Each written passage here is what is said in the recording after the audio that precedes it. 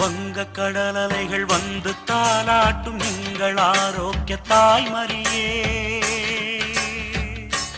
நீ வாழ்க. வங்க கடலலைகள் வந்து தாலாட்டும் எங்கள் ஆரோக்கிய தாய்மரியே